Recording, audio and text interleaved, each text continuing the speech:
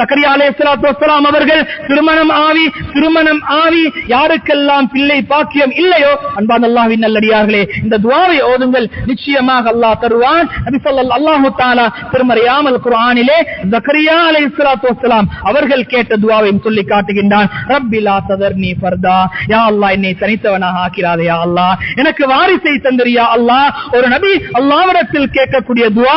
அன்பான அல்லாஹ்வின் நல்லடியார்களே அதே போன்றுதான் பிள்ளைகள் கிடைத்து விட்டது என்று சொன்னால் பிள்ளைகள் அமானிதம்.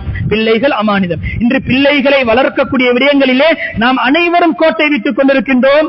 செல்லம் என்ற ரீதியிலே, இரக்கம் காட்ட வேண்டும் என்ற ரீதியிலே மார்க்கத்தை விட்டும் அப்பாற்பட்டவர்களாக நாம் போய் கொண்டிருக்கின்றோம். அன்பான அல்லாஹ்வின் நல்லடியார்களே எதுவாக இருந்தாலும் சரி, கல்யாணமாக இருந்தாலும் சரி, ஏன் எந்த விடயமாக இருந்தாலும் சரி, இன்று மார்க்கத்தை எல்லை கடந்து ஒவ்வொரு நிகழ்வும் சென்று கொண்டிருக்கின்றது என்பதை ஒவ்வொருவரும் மனதில் வைத்துக் கொள்ள வேண்டும். கண்ணியமானவர்களே, பிள்ளை என்பது நிச்சயமாக அமானிதம், பிள்ளைகள் என்பது அமானிதம். எனவேதான் ஜக்கரியா அலைஹிஸ்ஸலாத்து வஸ்ஸலாம் அல்லாஹ்விடத்தில் கேட்கிறார்கள், ரப்பி ஹப்லி மின் லதுன்க ذُرِّيَّةً طَيِّبَةً, யா அல்லாஹ் எனக்கு நீ நல்ல சாலிஹான நல்ல ஒரு மனிதன், நல்ல தன்மைகள் நிறைந்த ஒரு பிள்ளையை எனக்கு நீ தந்திரு யா அல்லாஹ். ஜக்கரியா அலைஹிஸ்ஸலாம் கேட்கிறார்கள். அதற்கு பின்னால் அன்பான அல்லாஹ்வின் நல்லடியார்களே ஒவ்வொரு நபிமார்கள் ரசூல்மார்களுடைய துஆவும் இருக்கின்றது. இப்ராஹிம் அலைஹிஸ்ஸலாம் கேட்டார்கள் ரப்பி ஜஅல்னி, யா அல்லாஹ் என்னை, வாப்பா கேட்கிறார் யா அல்லாஹ், நபி இப்ராஹிம் அலைஹிஸ்ஸலாம் கேட்கிறாங்க வாப்பாவாகிய என்னை முதலாவது முகீமஸ்ஸலா,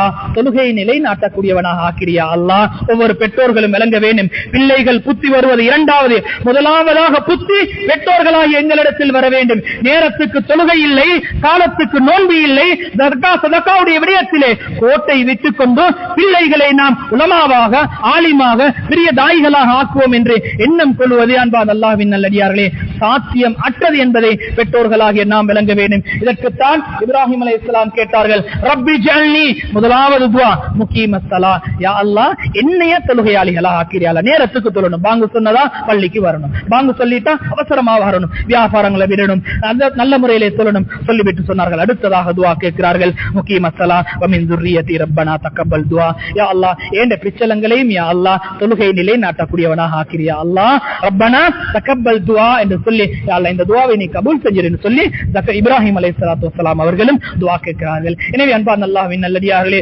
துஆ ஆக முக்கியம். நபிமார்கள் கேட்டிருக்கிறார்கள், ரசூல்மார்கள் கேட்டிருக்கிறார்கள், கண்மணி நாயகம் ஸல்லல்லாஹு அலைஹி வஸல்லம், அமீருல் முஃமினீன்கள், பெரியார்கள், அன்பான அல்லாஹ்வின் நல்லடியார்களே எல்லாரும் அல்லாஹ்வோட தொடர்பை சரி செய்வதற்காக வேண்டி துஆவிலே ஈடுபட்டிருக்கிறார்கள். எனவே கண்ணியமானவர்களே நாமும் துஆவிலே ஈடுபட வேண்டும், அல்லாஹ்விடத்தில் கையேந்த வேண்டும். எந்த அளவு என்று சொன்னால் வெறுமனே உலகத்தை மாத்திரம் கேட்பது கிடையாது, வெறுமனே துஆக்களிலே உலகத்தை மாத்திரம் கேட்கக்கூடாது, உடல் ஆரோக்கியத்தை கேட்க வேண்டும். நபி அவர்கள் சொன்னார்கள் மன் ஃபுதிஹ துஆ, நபி அவர்கள் சொன்னார்கள் மின்கும் உங்கள் நின்றும், மன் ஃபுதிஹ லகும் மின்கும் துஆ, பாபு துஆ, உங்கள யாருக்கு அல்லாஹ் தஆலா துஆ கேட்பதனுடைய நிலைமைகளை உண்டாக்கி தருகிறானோ சொன்னார்கள் நபி அவங்க ஃபுதிஹத் லஹு அப்வாபுர் ரஹ்மா, யார் துஆ நான் துஆ கேட்கிறதாக இருந்தால், அல்லாஹ்விடத்தில் கையேந்துவதாக இருந்தால் நபி அவங்க சொன்னாங்க எங்கட வாழ்க்கையில அல்லாஹ் ரஹ்மத்துடைய வாசலை திறந்து வைத்து விட்டான். யார் துஆவுடைய வளமை இருக்கின்றதோ எங்களுக்கு அல்லாஹ்வுடைய ரஹ்மத் இருக்கின்றது என்பதை கண்மணி நாயகம் ஸல்லல்லாஹு அலைஹி வஸல்லம் சொல்லிவிட்டு சொன்னார்கள் வமா சுஇலல்லாஹு ஷைஅன் யஅனி அஹப்ப இலை, அல்லாஹ்விடத்தில் எத்தனையோ துஆக்கள் கேட்போம், எல்லா துஆக்களை விடவும் அல்லாஹ்விடத்தில் மிகவும் கண்ணியமான துஆ என்று சொன்னால் ஐயுஸ் அலல் ஆஃபியா, ஒரு மனிதன் உடல் ஆரோக்கியத்தை கேட்பது என்பதை கண்மணி நாயகம் ஸல்லல்லாஹு அலைஹி வஸல்லம் சொன்னார்கள். எனவே கண்ணியமானவர்களே வயோதிபர்கள் இருப்போம், வாலிபர்கள் இன்று நாம் நல்ல உற்சாகத்தோடு இருப்போம், ஆனால் கொஞ்ச நாளையிலே நாம் வயோதிபத்தை அடைவோம், நோய்வாயை அடைவோம். அல்லாஹ் ஆரோக்கியத்தை தர வேண்டும். அன்பான அல்லாஹ்வின் நல்லடியார்களே ஆரோக்கியத்தை அல்லாஹ்விடத்தில் கேட்க வேண்டும். இன்று நாங்கள் அநேகமான வைத்தியசாலைகளுக்கு போவோம் என்று சொன்னால், எங்களுடைய ஊரை எடுத்துக் கொள்வோம் என்று சொன்னால் நோயாளிகள் அதிகமாக இருக்கிறார்கள், அமல் இபாதத் செய்ய முடியாத நிலைமையில் இருக்கிறார்கள். எனவே கண்ணியமானவர்களே உலகத்தை மாத்திரம் கேட்கக்கூடாது. யா அல்லாஹ் நல்ல உடல் ஆரோக்கியத்தை தான் ரப்பனா அல்லாஹ்விடத்தில் கேட்க வேண்டும். வல் அஃப் வல் ஆஃபியா, யா அல்லாஹ் பாவ மன்னிப்பையும் உடல் ஆரோக்கியத்தையும் தா என்பதாக ஒவ்வொரு நாளும் நாங்கள் அல்லாஹ்விடத்தில் கேட்க வேண்டும். அன்பான அல்லாஹ்வின் நல்லடியார்களே, எனவே இப்படிப்பட்ட துஆக்களை நாம் கேட்போம் என்று சொன்னால் நிச்சயமாக சத்தியமாக அல்லாஹ் தஆலா எங்களுடைய துஆக்களை கபூல் செய்வான்.